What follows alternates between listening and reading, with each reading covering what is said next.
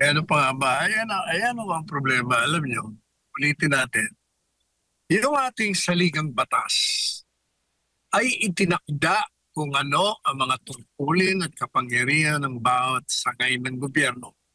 Habang totoo na pantay-pantay ang tatlong sangay, ang ehekutibo, juridikatura, at ang kongreso, legislatibo.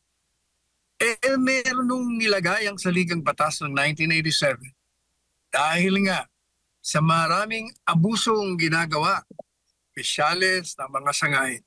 Kailangan merong tumayo na siya ang magsasabi kung mali, may abuso ang ginawa mo. Dahil kung walang ilalagay dyan, magulo tayo, magiging chaotic. Kaya maganda yan na merong isang sangay magsasabi sa kanila na mali ang ginawa niya. Labag sa saligang batas.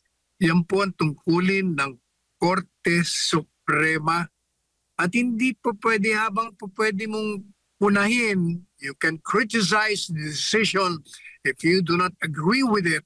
Hindi po pwedeng ikay gagawa ng mga bang upang sirain mo ang desisyon sapagkat ang sinisira mo yung prinsipyo ng demokratikong pamamaraan ng pamamahala dito sa ating bansa.